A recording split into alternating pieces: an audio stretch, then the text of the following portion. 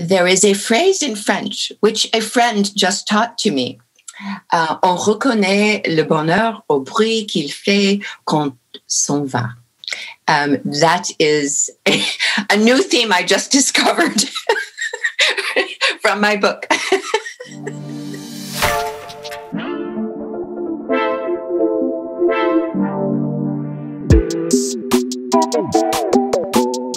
Well, I should say I rewrote the book during the pandemic period. I had been working on it for 2 years before, and I had invited two quite young women who had been students of mine in the workshop that I was teaching to join me. And I was revising my book during this period, and every night I would read out loud the pages to the young women. And I think I was very influenced by having young readers. I look back rather nostalgically on those months of finishing the book.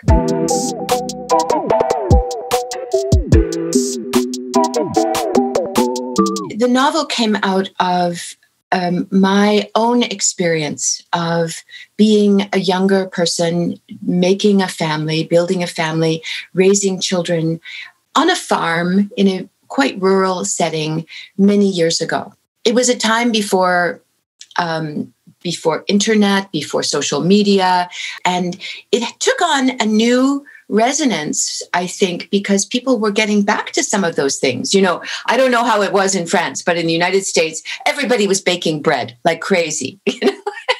They were doing all these things that I did in the 70s when I was a sort of young hippie mom, you know.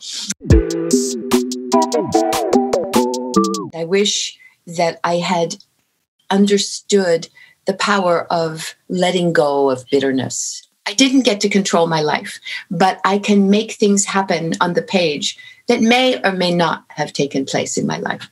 And some of the things that happen in the book, I'm happy to say, are complete inventions. I don't think I will ever make a child die in a novel of mine, but something very hard happens. That never happened in my family. But I wanted to explore the obsession that I do know very well of a parent to protect her child. And for me, this led to a kind of inability to step away and let them live their lives. I can do it now, but it took a lot of time. It's a novel that comes in many ways out of my own gratitude for having survived many difficult times in my own life. I think that experience, as I'm going to use the French word, dur, as it was, also increased my capacity for gratitude and appreciation of every single good thing. And that you cannot know purest joy without sorrow. You cannot appreciate it in the same way. There is a phrase in French, which a friend just taught to me. On reconnaît le bonheur au bruit qu'il fait quand s'en va. That is a new theme I just discovered from my book.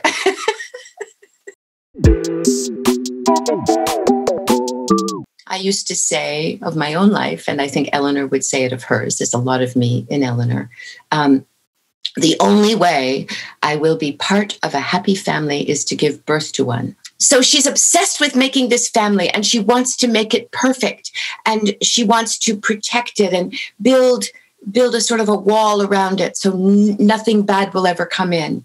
And slowly the wall falls down and things happen that she cannot control. How she evolves is to accept and let go. And I think it's very hard to let go when you're younger. That's probably why I don't think I could have written this book 25 years ago, maybe not even 15 years ago. I had to live through many losses to step back and say, look, we survived them. No, you cannot prepare for loss. And in fact, I don't think it's a good idea to sit around worrying about all the bad things that could happen. So no, I think the only thing you can do is appreciate every single good day, knowing that they won't all be good, and that the good ones will sustain you. I think so often the things that we fear are not the real ones to fear. I don't think it's something you can just sort of categorically decide that you are going to forgive somebody. It has to come from within. Trying really hard to not be bitter and angry. It doesn't serve you well. It's bad for your health. It's bad for everybody around you. It's bad for your children. And I would say, stop being angry. It doesn't work. You know that in the beginning of the book, I can read it in French. There's a prayer. It's 4 lines that you can recite in any order to a person that you're having a really hard time with.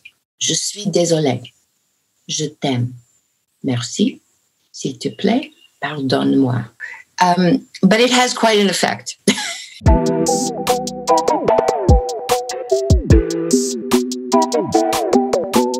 About 3 years ago, I made a sort of surprising decision. This was after the death of my second husband, to go back to college. And I'm now in my 3rd year as an undergraduate at Yale. So I've lived around young people. I see a lot of hopefulness and idealism that kind of amazes me, that young people have not given up.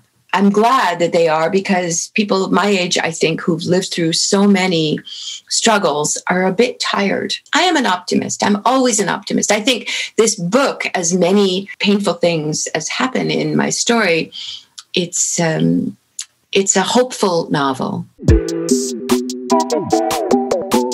My character begins taking her career, and she tosses it aside very easily to pursue the family life. And I would say that was true for me. I began writing very young, when I was 19, and it has taken me all these years to recognize how precious it is to be able to tell a story. And here am I speaking with readers thousands of miles away from me, who are reading my words in another whole language. What a gift that has been. I care very deeply about language, but ultimately, language must be in the service of something more than beautiful language. That sometimes writers fall in love with the language and forget about the story. And I am all about story. I want to tell a good story. Patti Smith, who is, of course, also a musician and a songwriter, but she's a slap in the face. She makes something beautiful out of something that seems, dark and not beautiful. Basquiat slaps me in the face. It's something that is so raw and crude and so beautiful. Oh, Breaking Bad. I learned so much about telling a story well from Breaking Bad. I really studied that. I actually in France, I Call My Agent, which I also watch, among other things, to see Paris and to listen to French. But Breaking Bad, I watched as a student of writing, and I'll always be a student of writing.